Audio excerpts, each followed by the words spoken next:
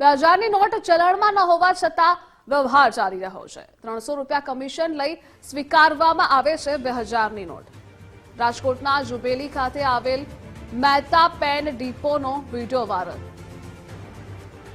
સંચાલકે સ્વીકાર્યું છે, અમે 2000ની નોટ સ્વીકારીએ છીએ। 300 રૂપિયા કમિશન લઈ અમે નોટ સ્વીકારીએ છીએ। કાયદેસર નથી છતાં કમિશન માટે ધંધો કરીએ છીએ। બીજી તરફ આરસીસી બેંકના પરસોત્તમ પીપળિયાનું નિવેદન સામે આવ્યું। નાણાંની અદલાબદલીમાં કમિશન લેવું કે દેવું એ ગેરબંધારણીય છે। કોઈ કમિશન લેતું હોય તો તેની વિરુદ્ધ કાનૂની કાર્યવાહી થઈ શકે।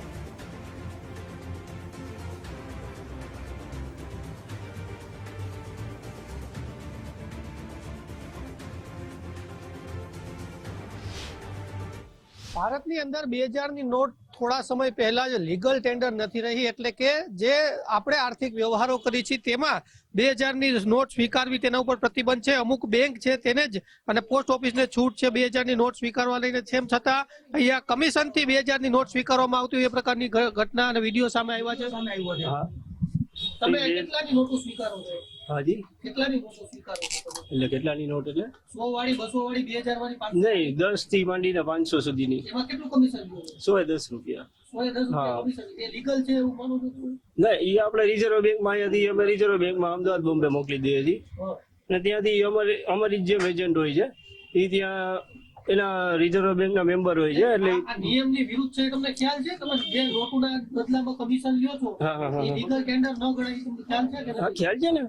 કોઈ તો કરો નહીં, પણ આ શું છે કે અમારે તો એમાં 100-2-3 રૂપિયા અમને મળે, અમારે એજન્ટ એને મળે, સમજ્યા? એટલે અહીંયા રિઝર્વ બેંકમાં જે સ્થાપિત હોય। તમે 2000ની નોટ સ્વીકારો છો એવો વિડીયો આવ્યો છે, 300 રૂપિયા તમે કમિશન લ્યો છો, બધું એમાં બતાવે છે। ઓકે, 2000ની નોટો તમે સ્વીકારો છો હા હા હા। તો કઈ રીતે એને એને અમારા એજન્ટ હોય, રિઝર્વ બેંકનો એજન્ટ નિમણૂક કરેલા હોય ને અમદાવાદ બોમ્બે, એને અમે મોકલી દઈએ એટલે અમને એમાં 70-80 રૂપિયા નોંધે મળે, બરાબર? આ તો ગેરકાનૂની પ્રવૃત્તિનો તમને ખ્યાલ છે? હા હા હા હા। તમને ખ્યાલ છે? પણ શું ચાલે છે વર્ષોથી અમારે, એટલે એ ધંધો કરીએ છીએ તો એ લેવી પડે છે, સમજ્યા? કેટલી નોટો સ્વીકારે છે? કેટલી નોટો? એ કેટલી નોટો તમે સ્વીકારે કેટલી નોટો હવે કદાચ લઈને આવીએ તો કેટલી નોટો સુધી તમે સ્વીકારી 2, 4, 5, વધારે નહીં। 2000ની નોટ એમને અનલીગલ છે તો કેવી રીતે કરી છે? હા, પોલીસનો કોઈનો ડર નથી? આરબીઆઈ સિવાય પોલીસનો કોઈ ડર ન નથી સ્વીકારી શકે, તમને ખ્યાલ છે?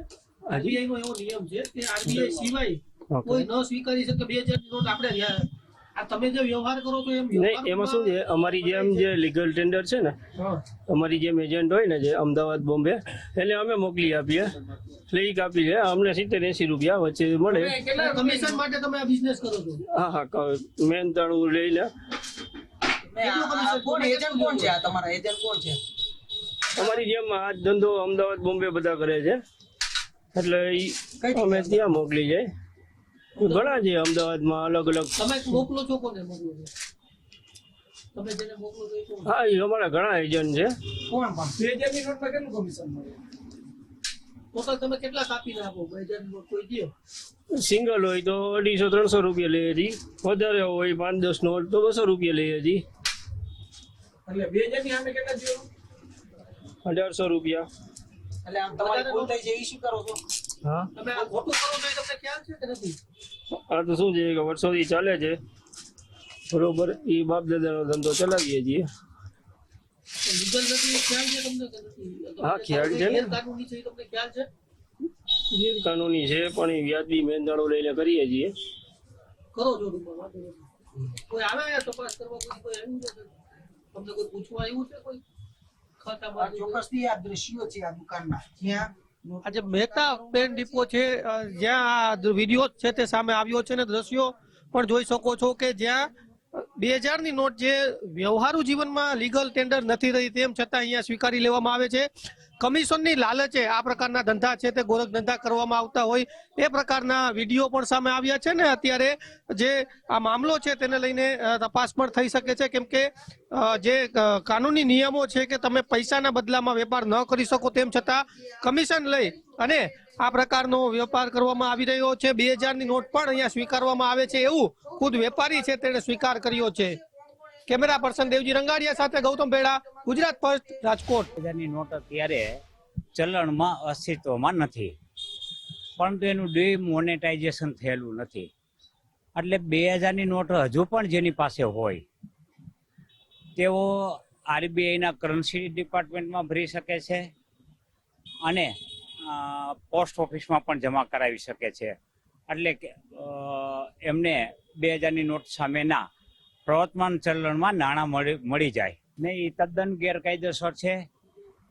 ભારતીય ચલણનું ન તો પ્રીમિયમ હોઈ શકે કે ન તો ડિસ્કાઉન્ટ હોઈ શકે. આપણું જે ચલણ છે એ ચલણના જેટલા રૂપિયા અંકિત કરવામાં આવ્યા હોય, દાખલા કે 2000ની નોટના 2000 અંકિત કરવામાં આવ્યા તો 2000 પૂરા દેવા પડે. એટલે 2000માં 1 પૈસો ઓછો પણ ન દઈ શકાય કે 1 પૈસો વધુ પણ ન લઈ શકાય. જો આવું થતું હોય તો તે ગુનો બને છે અને તે મારી દ્રષ્ટિએ તેની ઉપર કાનૂની કાર્યવાહી થઈ શકે.